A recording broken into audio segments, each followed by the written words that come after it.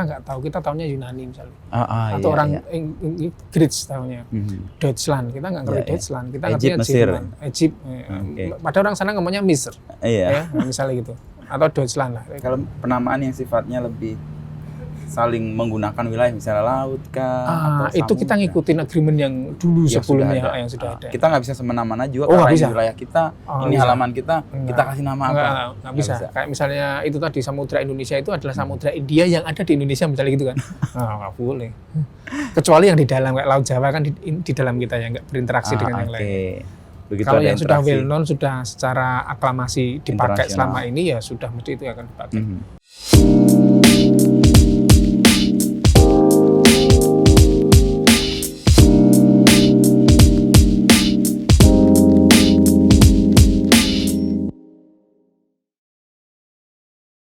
Ya. Terpusat di sini kan tapi. Ada di Jakarta, ada kantor koordinatornya, Oke. tapi masing-masing dia punya kantor di Tapi- daerah. Nyetak di sini. Cetak di daerah, Oh, kalau yang daerah. Kalau yang Kompas cetak di sini. Oke, kalau yang tribun-tribun di daerah. Di Kita ada- Jogja di mana, Mas? Di Tribun yang ya? sampingnya Gramedia itu. Iya, Kompas. benar. Oh, luar biasa ya Jogja. Ya. Kuliah Saya dulu. zaman-zaman itu yo kenal pergerakan.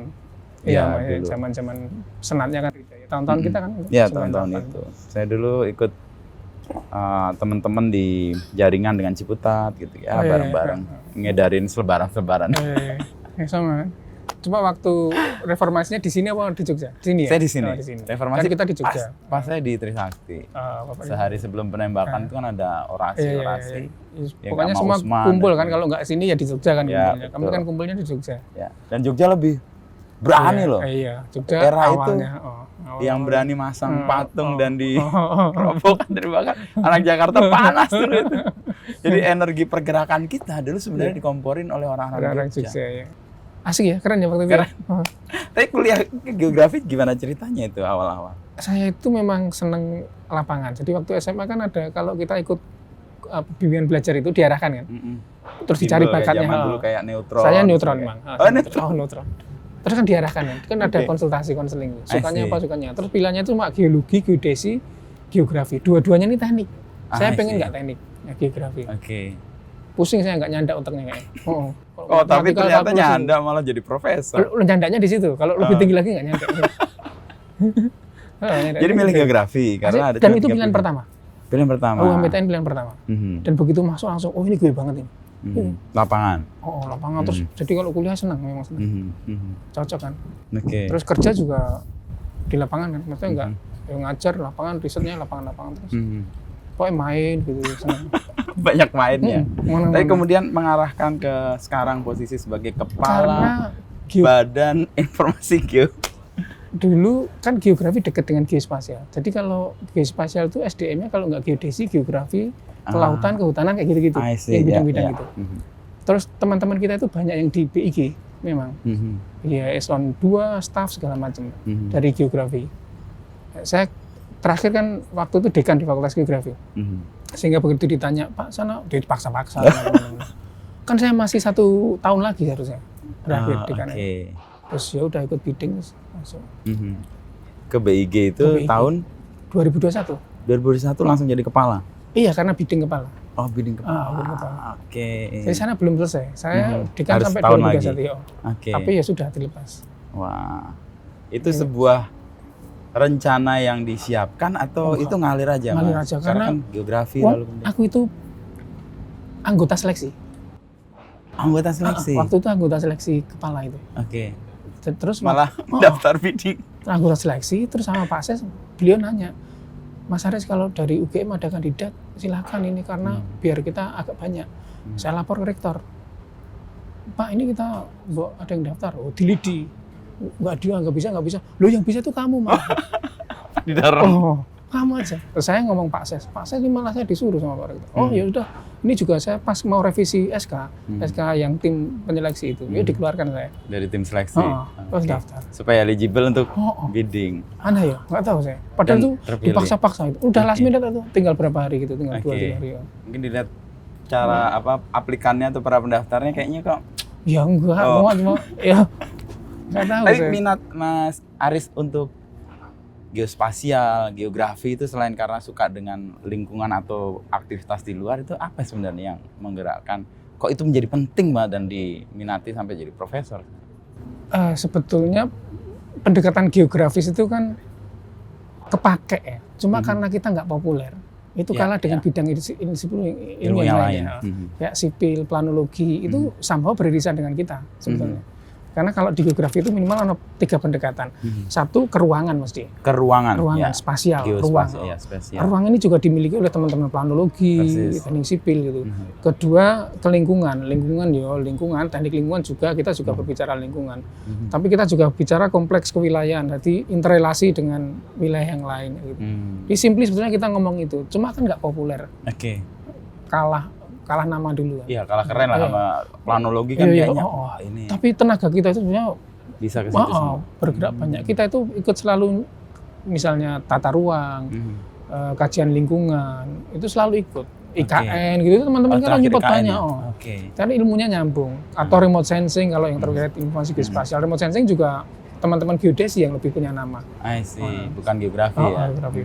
Jadi ya analisis data spasial kita, bermain data juga kita, jualan data juga kita punya. Jualan data pulsa ya kita.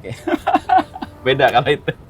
Kembali yang ke Mas Aris tadi sebut geospasial pentingnya untuk IKN itu realnya kayak apa?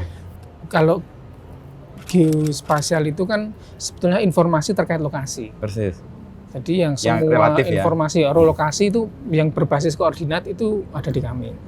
Nah sekarang kalau kita punya tempat baru, mesti awalnya informasi geospasial mesti pakai koordinat. Mau luasnya kayak mau di mana daerahnya mesti dengan kita. Pilar biru yang biasanya dipakai untuk selfie itu kami yang buat, Mas. Oh, yang 0 itu ya? Iya, 0 itu kami. I see. Sebenarnya itu kita gunakan. Jadi peletak dasar untuk IKN itu sebenarnya. Cuma yang nyuruh PUPR. PUPR, kami dibangunin dong gitu loh. Dia nyuruh referensi, terus kita baru gerak. Itu sebagai titik koordinat IKN tuh di sini, sebagai nolnya. Untuk referensi juga kita untuk buat peta. Kalau kita punya daerah baru, mau buka, mau buat gedung, mau bangun jalan, mesti butuh peta dong. Punya to-do list yang di orang-orang nginceng itu kan butuh referensi. Ini terhadap titik nolnya mana kan nggak ngerti. Orang mau bangun tower segini gede lah, mesti harus butuh titik nol. Koordinat. Titik nolnya di mana? Level nolnya gimana? Nol lautnya siapa? Itu kami narik nol lautnya dari Balikpapan. Untuk ke pasang surutnya itu terus sampai ke IKN. Terus sekarang kita bangun lagi 5 titik. Kemarin baru Pak Menko Marves juga bidding race, sekarang aku dipetain seluruhnya itu masih belum clean and clear. Jadi ada lahan yang tutupan sawit kayak tambang kayak kan sekarang mau pembebasan lahan tuh. Ya kami terbang mintain lagi yang detail. Terus kami overlay daerah mana yang terdampak. Daerah mana yang masih kan dari citra kelihatan ini ada sawitnya, banyak sawitnya. Off the record banyak sawitnya. Baru kemarin sore saya rapat lagi. Itu sawitnya di enclave dulu. Maksudnya ini kan harus dibebasin. Sawit ini mesti dulunya hutan terus jadi perkebunan misalnya, berarti kan ada IUP-nya, ada macam-macam izinnya. Kita cek izinnya ada enggak gitu. Terus mau ganti ruginya seperti apa, karena itu harus hilang semua kan. Kan kita ngitung. Kan kalau kita dari citra satelit bisa ngitung luasan sawit, bisa ngerti tegakannya, umurnya aja kita bisa tahu. Ini sekitar ini ganti ruginya seperti apa kalau mau dilihat gitu. Informasi geospasial itu seperti itu sebenarnya. Dari mulai yang skalanya global, skala kecil ya, sampai ke detail 1:1000. Google Map misalnya. Google Map itu juga bagian dari informasi geospasial. Nah kita mau buat yang 1:5000 atau 1:1000 seperti Google Map.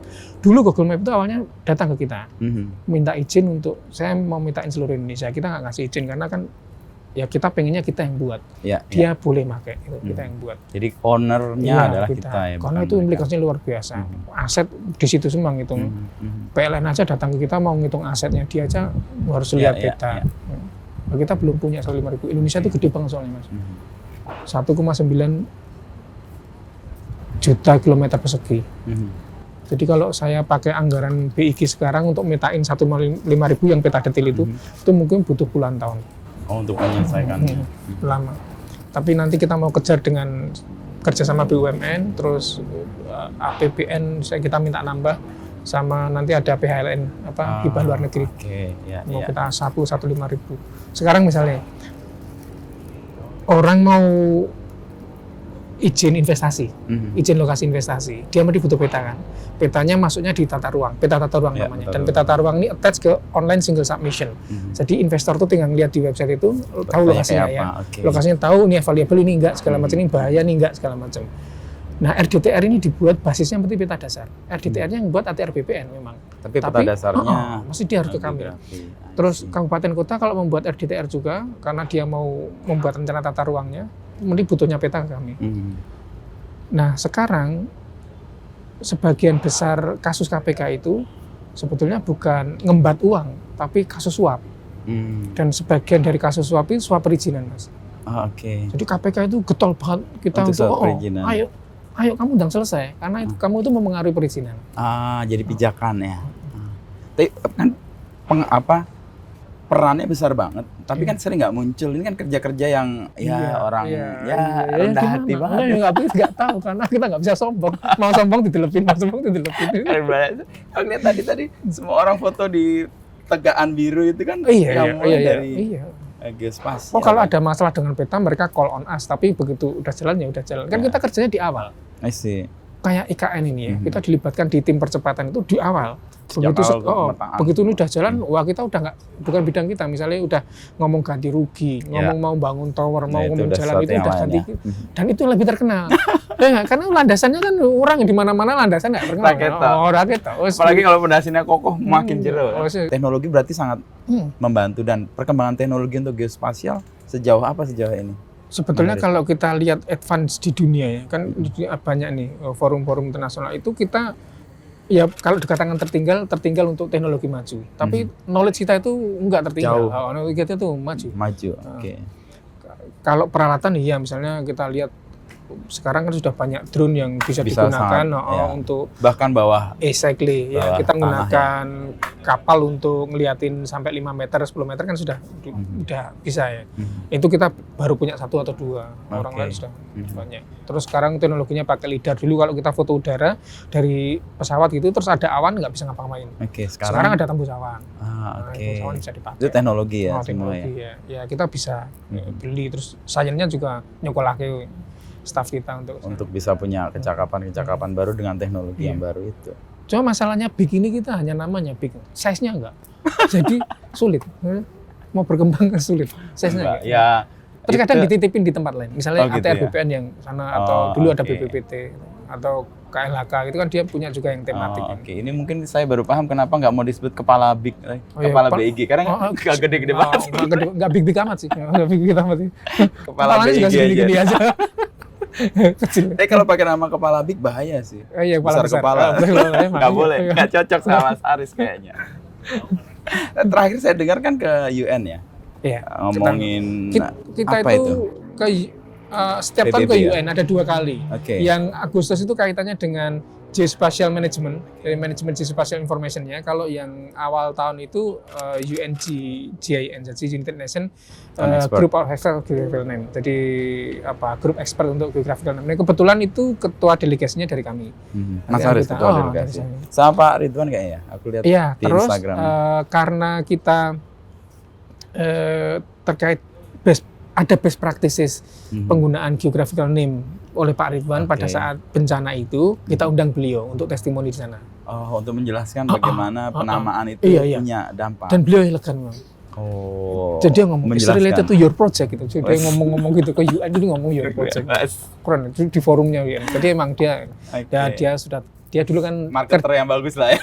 Dan dulu dia kerja di New York kan, 5 tahun di arsitek di New York. Jadi begitu balik ya apalah dia. Ya mudik ya, kayak balik Klaten lah. Dia cerita kok anaknya yang meninggal itu kan lahirnya di situ di New York. I see. Ya. Apa yang menarik dari UN Conference Expert itu? Karena itu konsensus kita bersama untuk nama toponimi atau penamaan itu toponim itu menjadi ya ada regulasinya secara internasional. Nggak sembarangan orang bisa ngeklaim atau kasih nama. Itu pertama. Yang kedua juga kita bisa sharing atau saling tahu ya. Dia backup metode apa, punya metode. Kita itu sering ngasih tahu mereka. Kita punya sistem informasi nih yang nationally wide kita pakai. Terus kita bisa ngorkestrasi pemuda. Mereka kadang-kala heran, kok kamu bisa nyuruh pemuda? Kan orang Amerika dan orang internasional Jepang yang rising waktu itu tanya. Terus saya bilang saja, kamu nggak tahu ya, kita punya 500 kabupaten kota. Tambah kaget. 37 provinsi. Dan di setiap mereka juga berkepentingan untuk menyusun peta karena dalam rangka perencanaan ruang. Sekarang kalau nama-nama di peta itu mereka nggak store ke kita, nggak kita standarisasi, kita juga nggak tahu. Jadi sebenarnya itu kepentingan mereka juga. Kita mendampingi mereka untuk itu. Karena kami kan pernah punya kasus di Kebumen. Digugat karena otoritas Kebumen, Pemda itu mengubah nama jalan. Oke. Mengubah nama jalan kan memang harus terstandarisasi ke kita nanti. Mereka setorkan kita. Itu belum terjadi. Jadi memang dia belum mengundangkan, tapi sudah diganti. Oh, secara fisik udah ada. Exactly. Terus ada beberapa masyarakat protes karena menyangkut bisnis mereka kan. Kalau bisnis online ganti jalan kan repot. Oh, repot. Yang kurir bisa nyasar.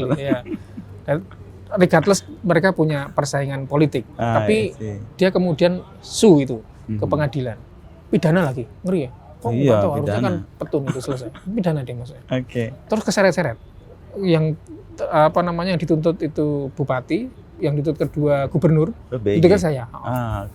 Karena mengizinkan dengan karena standarisasi nama itu otoritasnya di kami. Meskipun ternyata belum sampai kami. Tapi banyak kasus. Terus kasus yang di Kalimantan juga gitu, Kalimantan Barat. Nama pelabuhan yang dicanangkan oleh Jokowi. Jadi orang lokal sudah punya aspirasi ini, Kementerian Perhubungan nggak mengetahui itu, dia ngambil nama, dicanangkan, protes mereka. Nama kan, urusan nama. Karena itu nama yang terkait dengan sesuatu, nama pelabuhan atau apa ya kalau nggak salah. Pelabuhan itu ya, saya pernah dengar. Mau diubah tuh mereka nggak?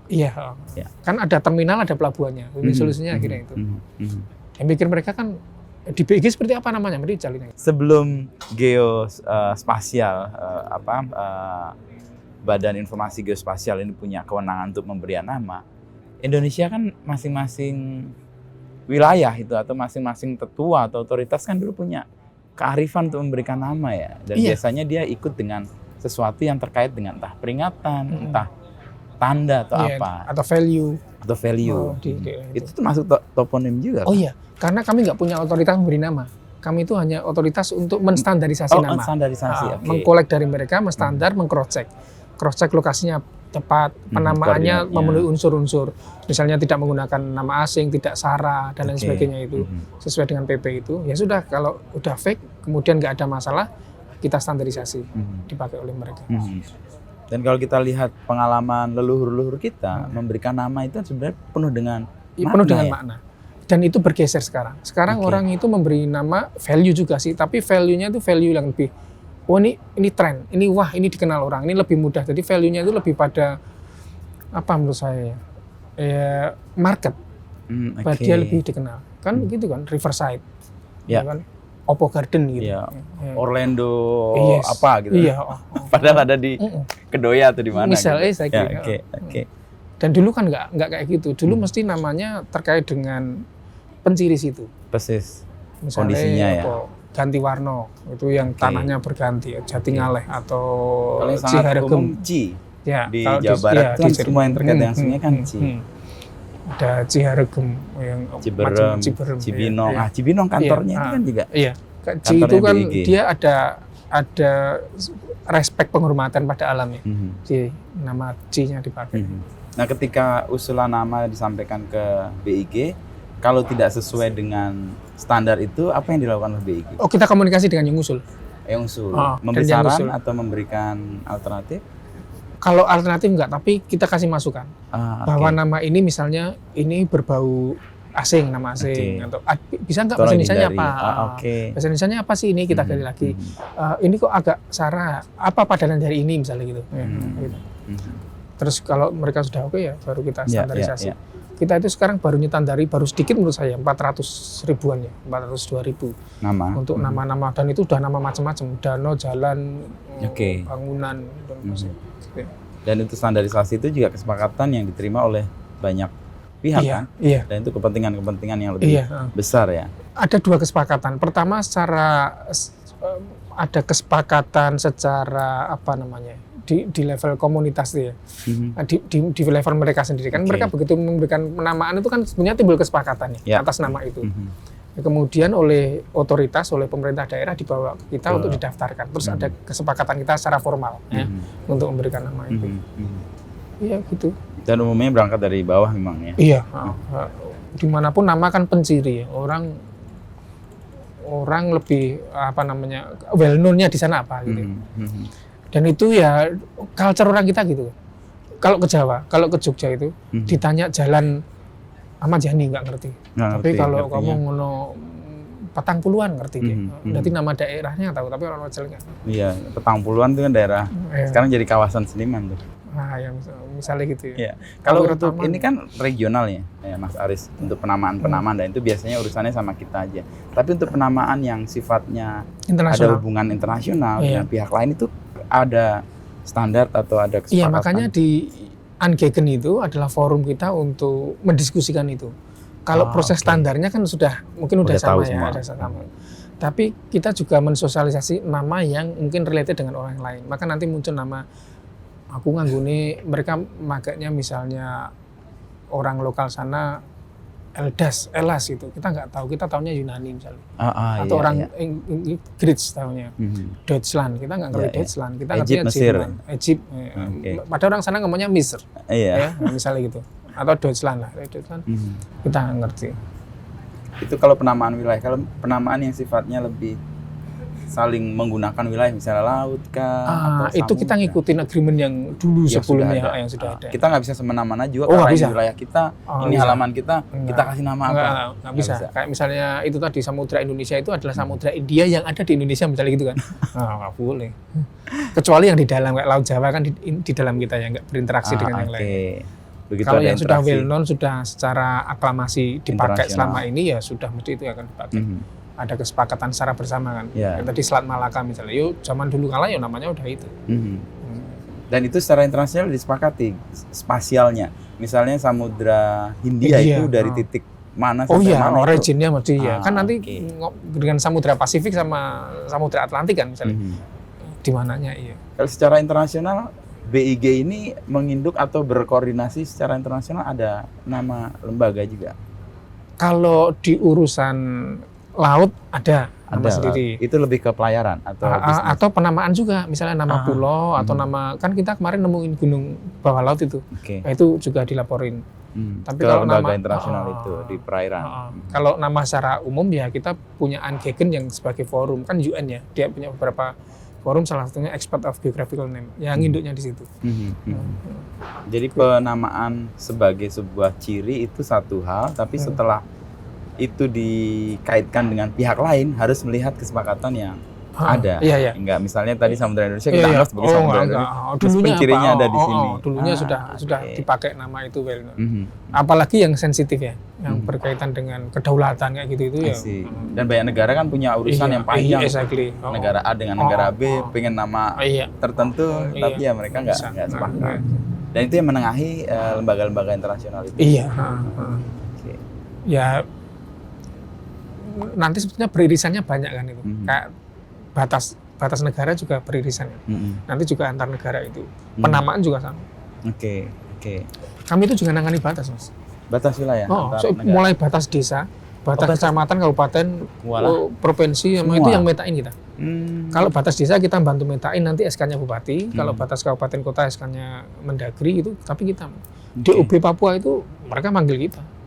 DPR mesti manggil kita. Ini lokasinya mana ini? Nggak kebayang. Iya, Pak. Saya rapat Komisi 2 itu hadir, Pak. 700 orang untuk mengukur semua batas desa. Iya, kalau kita ada 500 kabupaten kota itu, kabupaten kota satu-satu tuh wis kegiatan lain ranas nyekel. Karena semua terfokus di situ. Belum nanti kalau batas negara itu banyak ruwetnya gitu. Banyak politisnya di situ. Dan dulu kan ikut batasnya Inggris sama Belanda ya.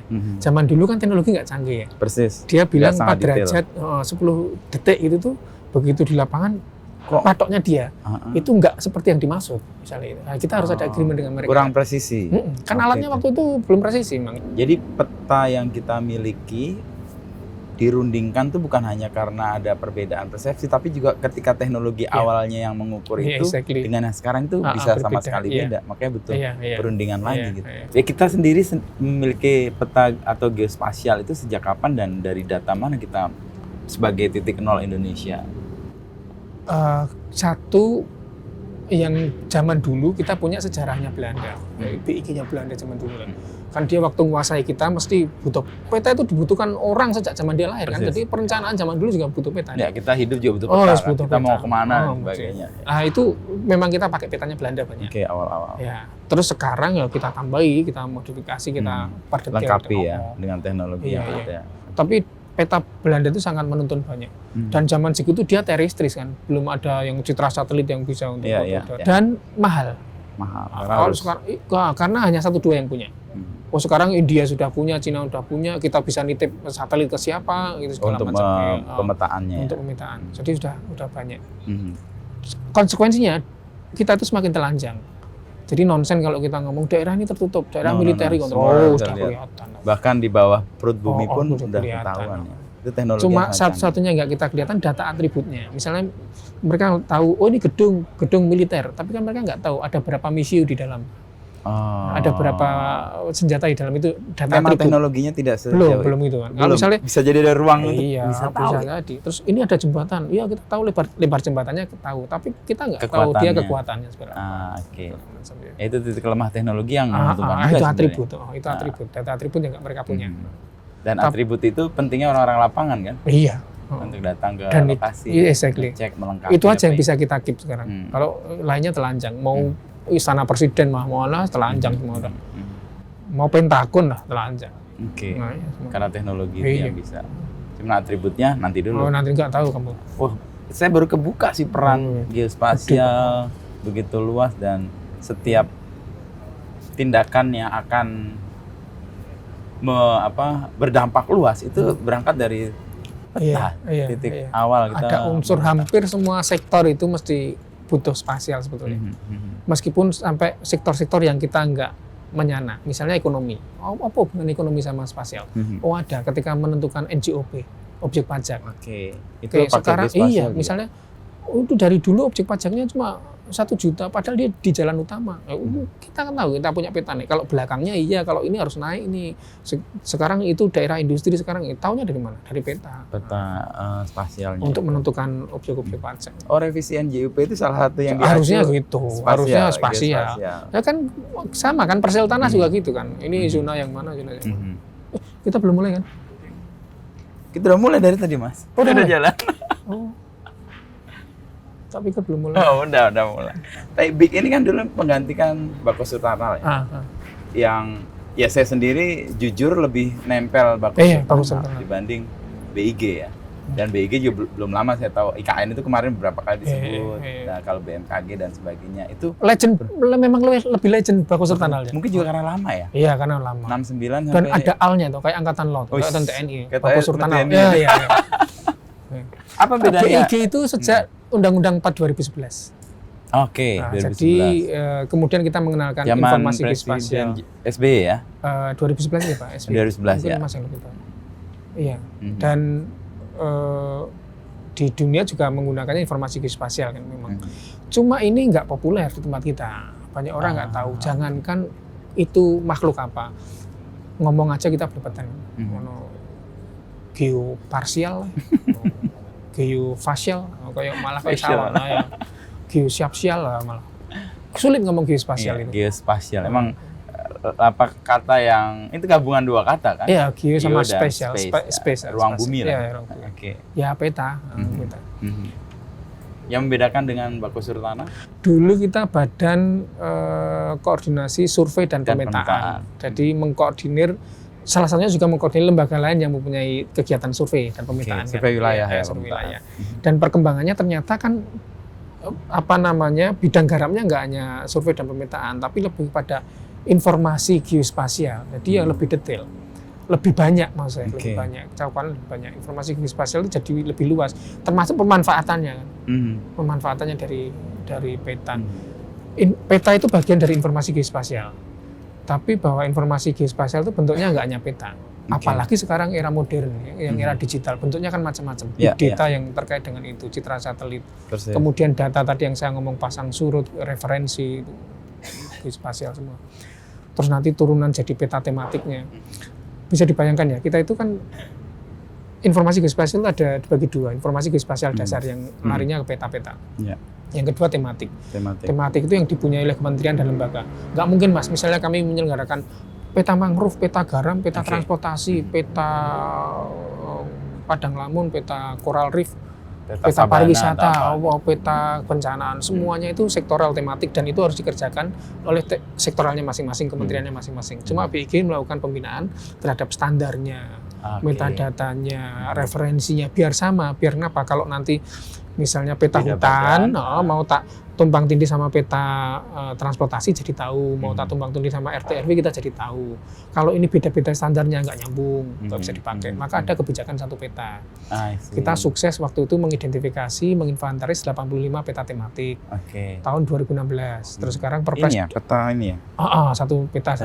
Terus sekarang Perpres yang 23 2021 itu 158 tematik, 24 kementerian lembaga. Yang tadi saya ngomongkan termasuk climate change, termasuk kebencanaan, termasuk perekonomian yang masuk ke situ.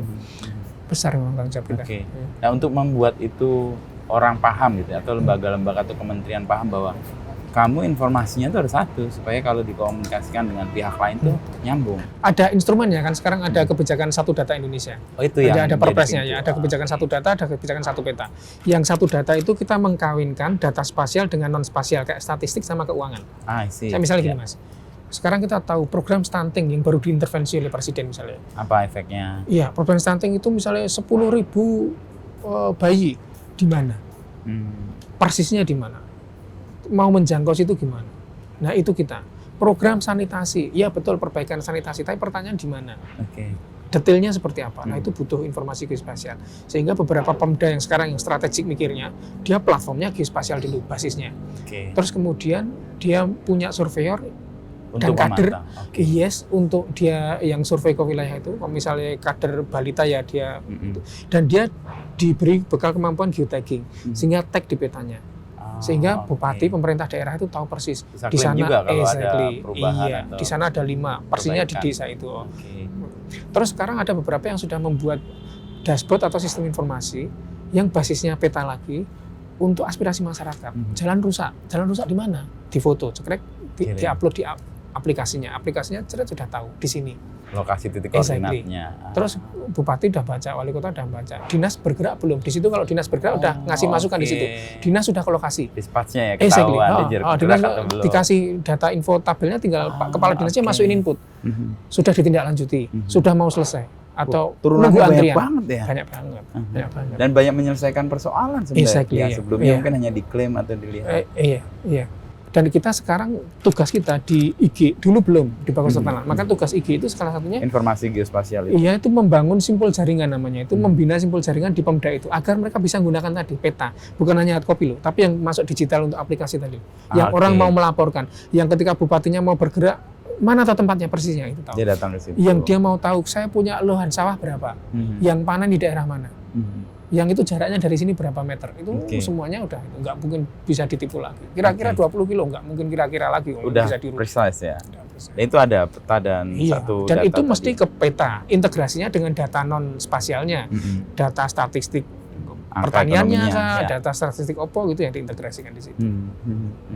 Saya baru kepikir kemarin kayak ada kasus besar kan soal BTS dan sebagainya itu kan nggak mungkin orang datang semua kan, pasti ada geospasial yang bisa membantu untuk melihat. Karena kalau enggak, coverage misalnya BTS itu kan urusannya coverage-nya. Coverage-nya mau berapa? Itu dia bangun sini. Loh, coverage-nya overlap. Itu enggak efektif misalnya itu. Harus tempat lain gitu. Makanya dulu ada teman yang lulusan geografi kerjanya di tower ya. Nah, misalnya provider 1, Telkomsel gitu atau apalah gitu. Terus yang lainnya tiba-tiba naruh juga di situ. Daripada dia mikir kan, udah ada naruh. Ikut aja. Tapi itu ada basis analisisnya. Jadi mau ditaruh di mana, di lereng yang seperti apa, biar coveragenya banyak. Kalau daerahnya perbukitan gini, lokasinya di sini, saya taruh sini, dia nggak kena. Atau yang di atas. Harus di atas coveragenya seberapa. Terus harus ada lagi di mana. Loh kan itu spasial banget Mas. Harus mau kekuatannya berapa? Mau luas, overlapnya di mana. Terus yang nggak kena daerah mana.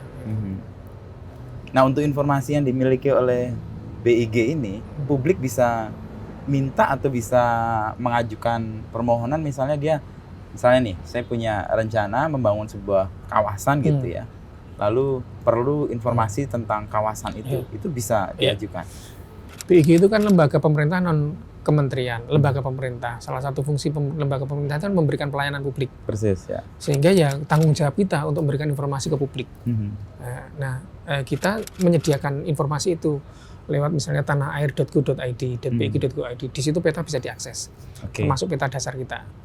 Nah, besok kalau kita sudah punya peta yang detail juga bisa diakses di situ, meskipun tidak bisa di-download. Kita pengennya strateginya web based. Ya, jadi mengakses itu. Mas bisa bayangkan kan, kalau satu orang ngedownload, ada 100 orang ngedownload, 100 versi. Kan dia modifikasi versi kan. Terus kemudian dia buat ternyata salah. Terus kemudian nanti peta dari siapa? Padahal dia udah dimodifikasi. Nah, makanya nanti web based. Nah, kita bahkan memberikan tarif nol.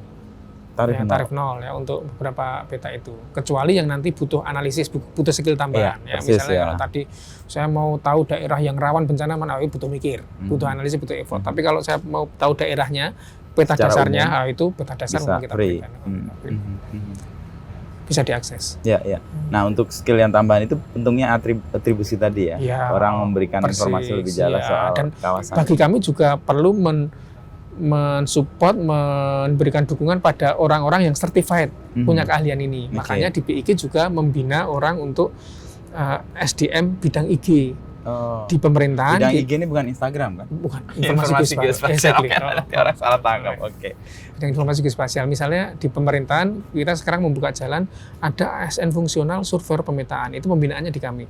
Tapi boleh dideploy di seluruh kementerian dan Pemda. Harus ada orang itu ASN yang dia ngurusin peta di daerahmu. Nanti pembinaannya di kami, jenjang karirnya ada di kami. Lebih ke pembinaannya ya. Pembinaan dan jenjang karir. Dan penggunaannya. Itu karena orang ASN daerah loh. Orang ASN kementerian segala macam, dia kalau mau upgradingnya dibawa kami. Jadi memberi kecakapan spasial, lalu penggunaan dan ke mereka. Nah, kita ke Menpan RB, tolong ini ada formasi ini. Biar informasi geospasial menyebar. Satu. Kedua, kita juga punya komitmen seluruh SDM yang non ASN yang dia di konsultan, dia masyarakat, yang dia counterpartnya pemerintah itu harus certified. Maka ada sertifikasi bidang informasi geospasial. Kita kasih rambu-rambunya. Kamu kalau level terampil itu segini, level ahli segini gitu. Jadi kalau ada pekerjaan dari kementerian ini butuhnya apa, kamu harus menguasai ini. Kan kementerian lembaga juga dia butuh peta, dia butuh itu. Dan pengadaan peta juga kan, sehingga butuh SDM juga. Yang bisa membaca. Yang counterpart membantu mereka. Itu kenapa 700 cukup, karena ternyata memberi kapasitas yang sama atau punya kecakapan di masing-masing lembaga. Nah, tanggal 19 kan ada pelatihan ya di Bali. Iya, di Bali. Apa Mas Arif? Kan kita sering mengadakan sosialisasi dan pelatihan untuk seluruh bidang kita ya. Misalnya pelatihan tentang pemetaan batas, pelatihan tentang penyusunan peta, pelatihan tentang operasi menggunakan GIS, sistem informasi geografis. Nah, besok itu pelatihan tentang toponimi. Dari penamaan. Kita kan punya pendekatan yang orang lain nggak punya. Internasional. Nah, dunia lain, dunia luar. Dunia luar. Kalau dunia lain nanti dunia dunia luar. Misalnya, nah sekarang kita buka pelatihan internasional dan banyak yang ikut. Ada lebih dari 30-an peserta dari asing. Karena penamaan di kita, yang kita ajarkan ke mereka, satu tentang metode penamaannya. Yang kedua tentang bagaimana kita bisa mengorkestrasi ini dengan pemerintah daerah, dengan banyak kementerian pemberian nama. Terus yang ketiga kita punya sistemnya, misalnya yang dipakai sistem informasi nama rupa bumi atau sinar, yang kita bisa menstandarisasi. Yang itu kemudian dipakai misalnya kasusnya Cianjur oleh Pak Gubernur Jawa Barat itu dipakai nama-nama ini untuk membantu mempermudah proses distribusi bantuan. Kan dari basis-basis nama. Ya memang bingung, nama-nama bumi. Nama-nama tempat itu kan kadang membingungkan. Membingungkan loh. Misalnya kita punya Purwokerto sama Purwakarta. Orang nggak tahu, Probolinggo sama Purbalingga. Macam. Jadi pelatihan itu yang dilakukan di Bali itu? Di Bali selama 4 hari ya. Termasuk nanti kita ada 1 hari yang mereka kita bawa ke lapangan. Untuk mengetahui bagaimana sih kalau kita nama itu eksis di situ.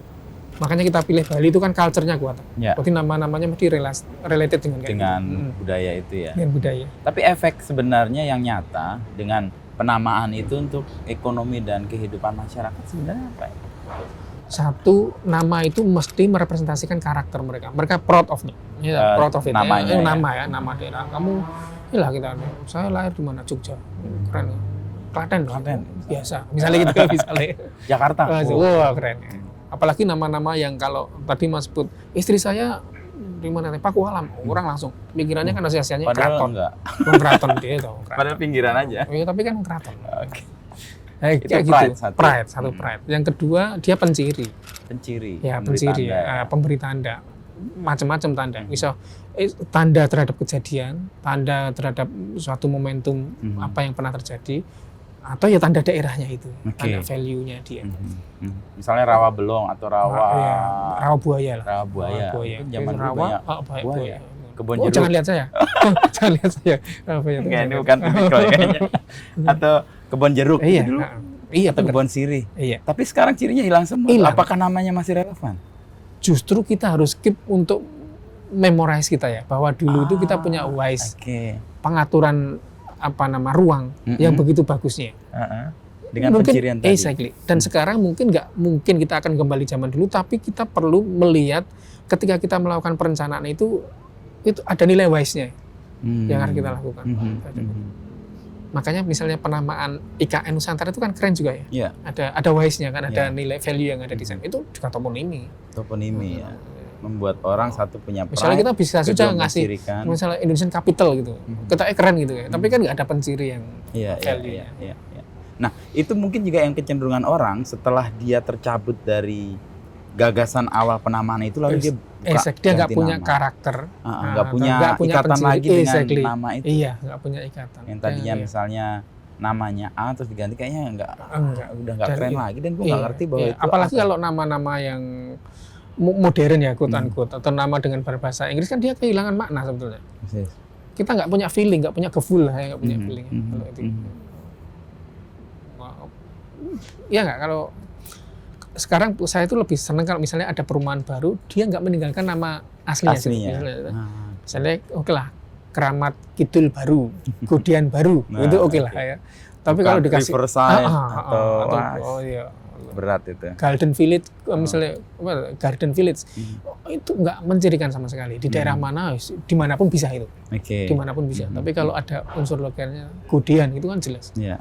Gudian itu nama keren loh, Gudian itu. Apa itu, Mas?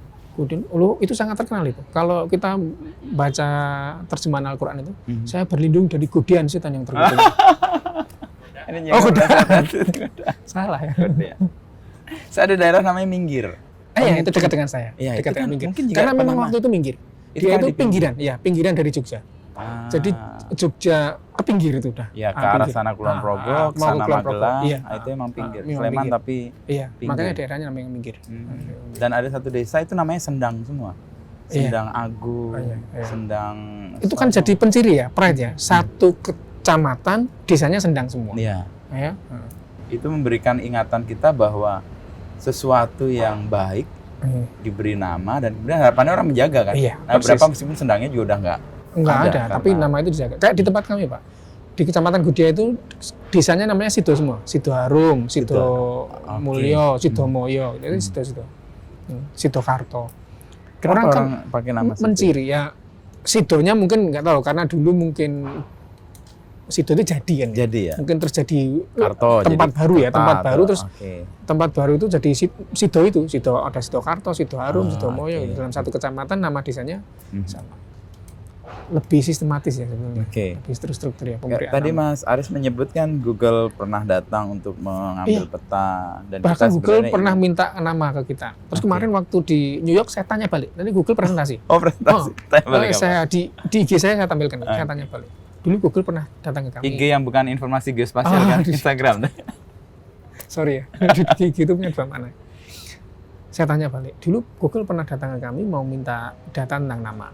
Oke, sekarang boleh nggak, ada nggak kebijakan di Google, kami boleh minta data itu. Agar terstandarisasi, kami standarisasi. Jangan-jangan kamu punya daftar yang lebih banyak dari kami, sehingga biar kami standarisasi dulu. Setelah terstandarisasi kamu pakai, karena sowieso apapun yang terjadi, kami otoritas pemberi nama standar. Nama bakunya di kami. Iya. Dan mereka mau kasih? Oh enggak, kebijakan perusahaan nggak boleh kan? Itu selalu. Tapi kekayaan data kita tentang geospasial itu keamanannya gimana Mas jaganya? Nah ini menarik. Kalau datanya data dasar ya, semua orang bisa akses itu ya, bisa telanjang ya. Tapi data yang sudah dianalisis, data yang lanjutannya dari data itu, ada atribusinya tadi ya. Turunannya itu, ya tentu kita yang keep ya, tentu kita yang keep. Dan ya semoga aman. Kemarin juga kita pernah waktu zaman rame-ramenya hack itu kan kita pernah hampir kena hack. Tapi kan kita server kita itu kita double, jadi ada mirrornya di tempat lain. Nah, dan itu kemudian aman datanya. Jadi keamanan data itu satu isu yang. Oh iya Pak, apalagi besok big data ya, big geospatial data. Mas bisa bayangkan. Sekarang orang ngomong dan sekarang di beberapa negara sudah mulai autonomous vehicle. Nggak pakai sopir, nggak pakai sopir dia jalan. Bayangkan, dia tumpuannya apa sebenarnya? Tumpuannya dia bisa jalan itu apa sebenarnya? Koordinat, nggak mungkin nggak punya sinyal. Oke lah, fine sinyal ya, sinyal untuk nggak gesek satu dengan yang lain. Terus directionnya siapa? Sinyal, nggak mungkin. Directionnya koordinat. Orang ngomong teknologi sinyal ya biar nggak dia senggolan kasih radar. Makanya 5G penting di situ. Yes, tapi directionnya kita mau belok kanan mau belok kiri koordinat. Terus sekarang kita bayangkan kalau dia jalan berpapasan dengan presisi yang setengah meter, berapa presisi koordinat yang kita perlukan? Berarti sangat penting sekali. Iya. Dan kita perlu nanam referensi yang banyak. Nah itu tugas kita Pak. Di BIG itu mau referensi, termasuk yang referensi di IKN yang biru itulah salah satunya. Contohnya kayak gitu. Itu baru yang di luar autonomous vehicle. Berarti kan datanya kan banyak sekali. Datanya kan banyak, ngolahnya kan luar biasa. Makanya big data yang geospatial data itu sangat luar biasa. Belum nanti kita ngomong yang indoor mapping. Kita punya storage ini misalnya 20 lantai. Terus setiap lantai kita punya jalur evakuasi. Atau kita sekarang sudah pakai robot. Robotnya mainnya mesti koordinat. Nggak mungkin nggak. Nah, itu berarti koordinat indoor mulai penting. Kita harus ke sana larinya. Dan ini BIG juga harus dituntut ke sana. Ya, selain big data industri yang besar, tapi presisinya juga menjadi sangat menentukan. Karena itu mengantar untuk kayak autonomous vehicle tadi bisa bergerak atau tidak, atau salah arah atau tidak. Dan kita harus catching up dengan teknologi ini. Kalaupun nggak kita di pemerintahan, ya industri swasta harus sudah mulai bergerak. Dan ini Mas Aris melihat tumbuh di situ.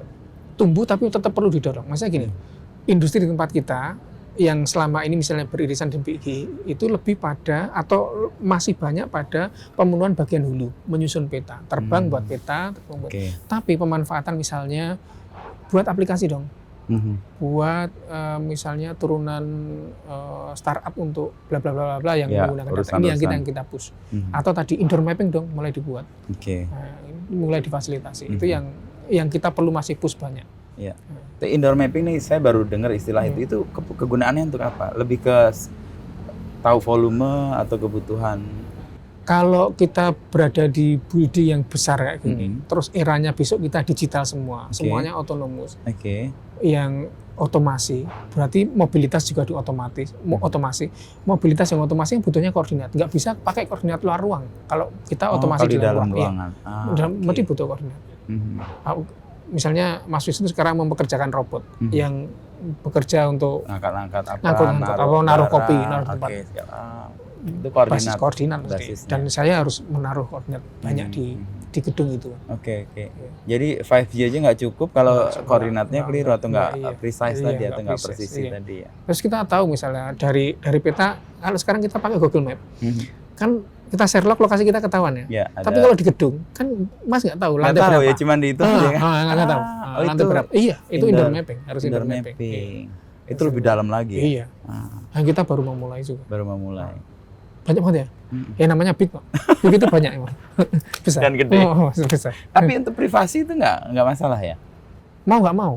Yang disebut privasi terminologi privasi akan bergeser nanti. Iya nggak? Privasi itu bukan kita bayangkan kayak dulu bahwa orang nggak bisa ngelihat kasat mata.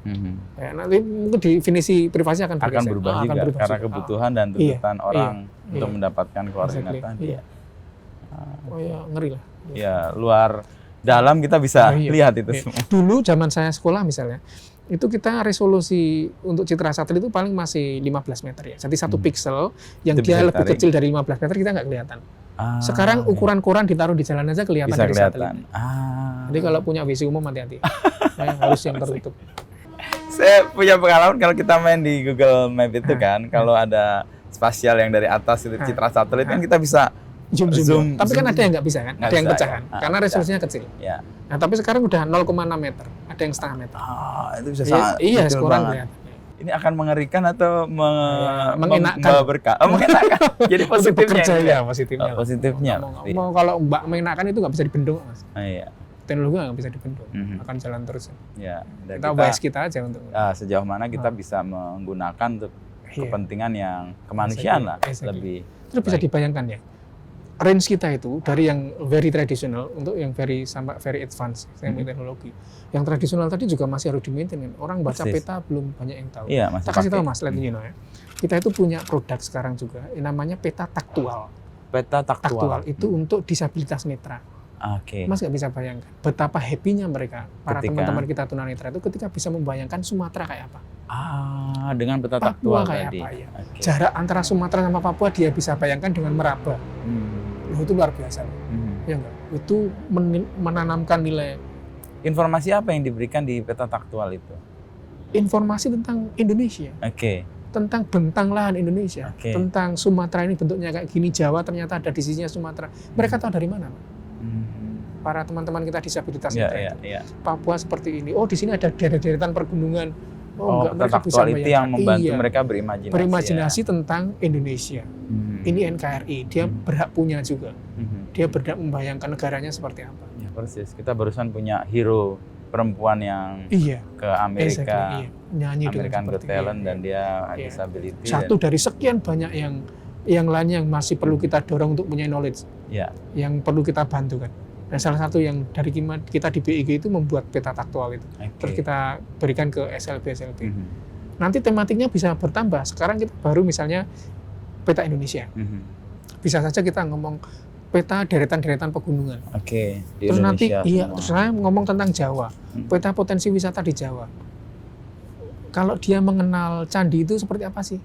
Harus saya wujudkan seperti apa dalam peta saya. Yang peta taktikal itu yang taktikal. Dia meraba itu seperti apa kalau interpretasi dia candi. Saya harus wujudkan. Dia seperti apa kalau dia ngomong itu laut. Itu kan kolaborasi yang bedanya itu dengan narasi yang diceritakan?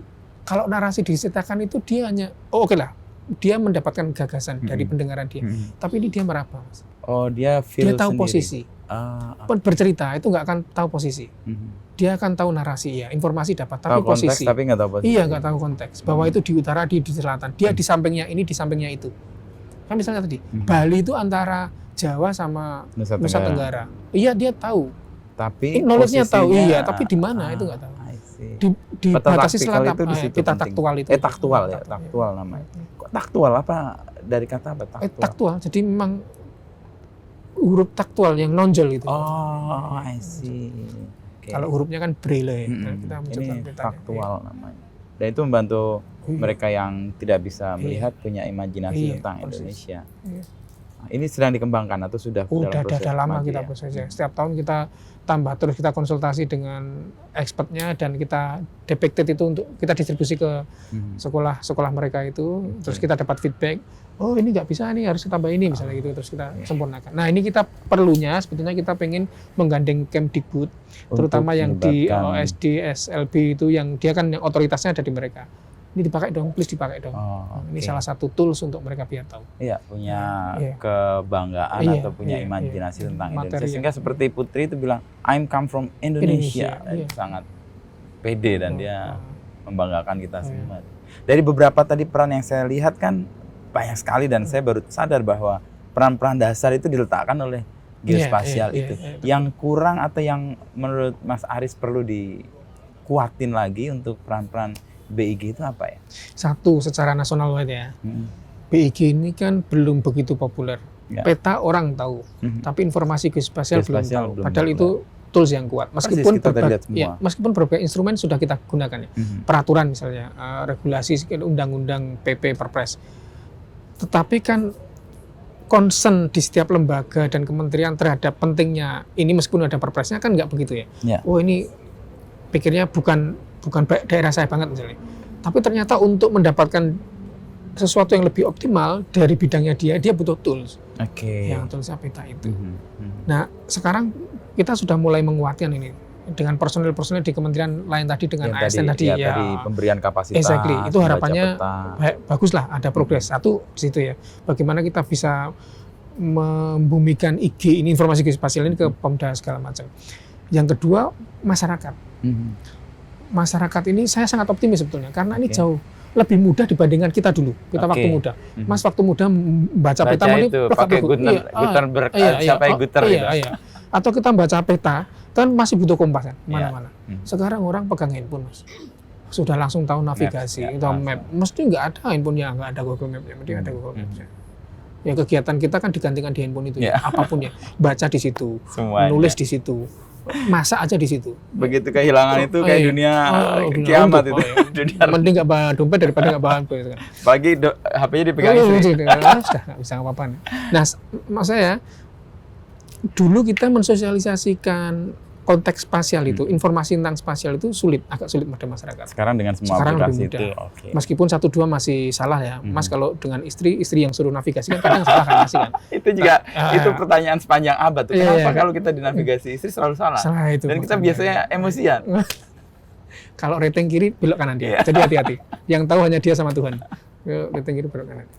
Emang ada secara gender mungkin dia sekarang kognitif ya mungkin ya membuat orang gender laki-laki dan perempuan tuh beda membaca peta mungkin ya tapi kalau dia baca angka tepat tuh tepat jadi ngapalin plat nomor itu tepat kok maka kalau sama angka di rekening dia sangat tapi peta agak blank masalahnya duit itu nggak bisa dipetakan di rekening kan dia masuk nih secara pengalaman teruji kan. Dan sekarang orang mulai ya, anak-anak kecil aja baca peta. Ya. Artinya kita punya modal. Nah sekarang tinggal konteks itu diperluas. Persis. Bahwa kamu dalam berinteraksi, kamu melakukan perencanaan, kamu melaksanakan pembangunan kita semua lah. Itu mesti butuh konteks ruang. Ya. Ruang itu harus diatur. Di sana harus apa, di sini harus apa, gitu kan. Di bagian selatan harus apa, di bagian timur harus apa. Akhirnya kita aware lagi kalau ada arah mata angin. Dulu kan enggak. Ya. Dulu kalau orang Jawa kan arah mata angin N semua tuh. Ngalor ngidul ngetan kulon N semua. Tapi ajaib di Jogja loh. Saya di Jogja dulu bingung dikasih petunjuk sama orang lokal itu. Nanti ke utara, habis ke utara ketemu Bang Jo, ke timur, habis itu lurus nanti ke barat. Nggak bisa ya? Nggak bisa. Oh sekarang lebih canggih lagi. Apa? Bahkan para bule pun takjub. Supir becak di Jogja itu sekarang pinter ngarahin. Karena? Bahasa Inggris, pinter. Jadi kalau tes aja, besok kalau ke Jogja pakai bahasa Inggris. Where is post office? Dia akan jawab, oh post office. Yes. Ini bahasa Inggris ya, Yes. Bahasa Inggris. Atau dikasih lagi loh, Sherlock aja kan? Sherlock. Kemampuan bahasa Inggrisnya nambah. Nah, kita lihat tadi teknologi kan begitu sangat membantu dan membuat pemahaman orang tentang spasial itu juga sangat cepat gitu ya. Tapi ketika kita kehilangan teknologi itu, kita kayak blank tuh, nggak punya arah dan sebagainya itu. Nggak ada toolsnya kita jadi bingung ya, nggak punya pegangan. Tapi itu tren kok, jamaknya kan sekarang gitu ya. Apa aja lah, nggak hanya itu. Kalau kita ngitung aja sudah, kalau nggak ada kalkulator udah nggak mau depend on teknologinya. Dan malas pada 13 kali 7 aja cari kalkulator. Dulu kan puluhan aja kita masih ngawang ketemu sekarang. Itu kasus yang kecilnya. Kasus yang besarnya ya tadi, seluruh teknologi kita sekarang sangat tergantung. Dan memang begitu kan eranya, mau nggak mau. Dan itu bisa diusahakan semua. Yang nggak bisa itu sebenarnya nilai, memahami nilai sama kita berbijaknya kita, wise kita ya. Tetap harus kita pakai teknologi itu. Nggak mungkin ditinggalkan. Ya makanya memang wajar orang ketinggalan, nggak bisa, memang harus karena toolnya. Menurut saya itu toolsnya. Dalam semua bidang kok. Dulu waktu kita riset juga gitu ya. Waktu di Indonesia alatnya terbatas di bidang saya. Jadi kita ngukur itu misalnya masih harus tambah kalkulasi, catatan. Terus sekarang, begitu otomasi semua.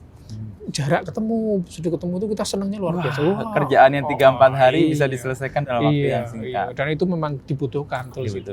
Ya kalau itu nggak ada jadi menghambat, dalam banyak hal memang positif menurut saya. Tapi yang perlu dikembangkan sebagai orang yang menggunakan tools tadi, wise. Iya, kalau menurut saya itu bagaimana kita bisa paham betul ini harus digunakan untuk apa. Maksudnya kan itu aja yang nggak ada pada otomasi atau pada robot yang pada teknologi dia nggak punya rasa menimbang untuk ini baik buruk. Persis, gitu ya. Itu aja, yang lainnya dia punya.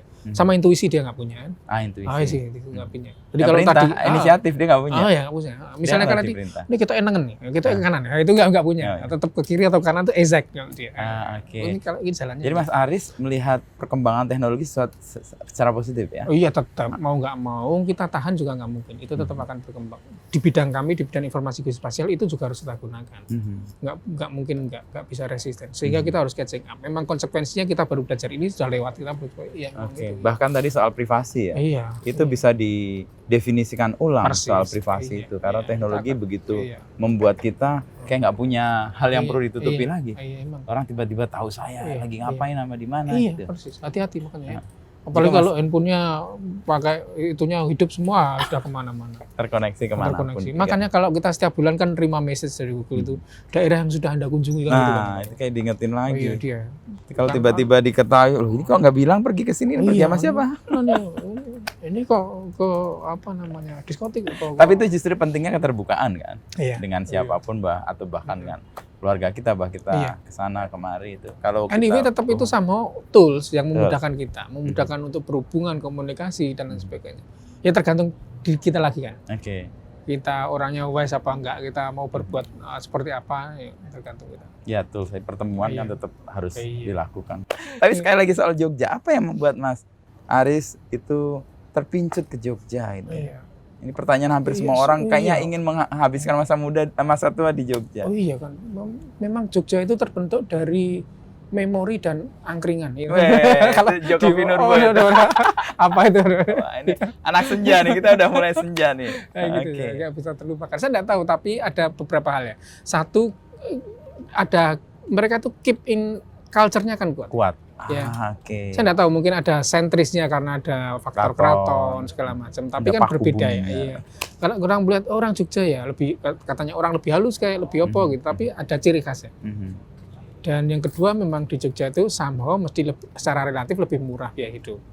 Bandingkan kalau mau pragmatis tuh ya. Iya. Terus tempatnya masih banyak yang bagus. Kalau ilmu kami Mas, saya kan geografi ya. Iya. Saya dulu dekan di Fakultas Geografi, profesornya geografi. Jogja itu more than complete dari ilmu kami. Dari geografi. Dari geografi, karena kita itu punya disebut bentang alam ya. Bentang alam di dunia itu ada dari vulkanik, ada kita. Terus struktural, jadi struktural itu ya dari dalam bumi gitu. Struktural kita punya proses denudasional yang ada erosi, ada juga. Proses aeolin yang oleh angin kita punya. Proses marine kita punya yang oleh lautan. Proses solusional kars itu kita punya Gunung Kidul Kars. Kita yang nggak punya hanya satu proses glasial. Glasiar karena itu ada di. Iya. Kalau mungkin puncak Papua adalah ya glasial ya. Tapi jadi kalau dari ilmu kami itu ya memang istimewa Jogja itu. Jadi jawab sekarang. Kenapa ini secara? Tapi itu intuitif atau by desain memilih itu karena alasan geografi? Enggak, begitu saya kuliah di geografi kan loh ada di sini semua gitu. Ada pembenaran ya? Ada pembenaran. Tapi memang benar waktu jadi partneran kami dari luar negeri itu kan banyak profesor yang mereka pengen riset di Jogja atau di Indonesia lah secara umum. Terus begitu nemu Jogja ya sudah, misalnya teman-teman yang ahli gunung api. Dia bisa Merapi itu kurang apa sih? Ya, Merapi. Aktivitasnya bisa diriset. Terus 5 misalnya Gemuk Pasir Parangtis kurang apa sih? Mereka harus tertarik. Sehingga kami itu punya banyak partner dengan luar karena itu. Karena Jogja itu nggak usah kemana-mana, komplit. Dan semuanya secara geografi, geospasial cocok, enak match. banget. Makanya kerasan, nyaman. Dan kerasan di situ. Semua upaya untuk turun ke lapangan difasilitasi karena bentang alamnya ada di situ. Thank you Mas Aris. Makasih Mas. Ngobrol-ngobrolnya. Luar biasa. Ini baru mau pasang lampu, kita selesaikan biar dia ada kerjanya pasang lampunya. Ya biar ada gunanya gitu. Ada gunanya, udah nyewa lampu nggak dipakai. Nanti di sini dikiranya nggak berperan. Biar berkontribusi lah. Ini kecil banyak untuk NKRI. Wah, ini Kompas TV ada setup ini harus di atau harus ngobrol-ngobrolnya geospasial. Saya banyak hal terbuka dan kemudian kunciannya tadi orang geografi kalau milih wilayah emang harus ada alasan geografinya dan itu Jogja memenuhi. Enggak hanya itu, sampai misalnya tempat ya, banyak airnya apa enggak kan kita tahu. Oh iya. Jadi misal kita punya tanah di daerah Wates itu. Ini ora mlebu, ora masuk, itu mau aksesnya bagus tapi di tanah gitu kita tahu. Wah itu daerah longsor itu tahu. Makanya saya lihat ada satu desa namanya Sendang Agung, saya langsung tertarik. Wah ini pasti airnya bagus. Dulunya mesti ada. Sekarangnya nggak tahu. Ya mungkin perlu dihidupkan lagi. Nggih, matur nuwun. Terima kasih Mas Aris. Terima kasih Mas.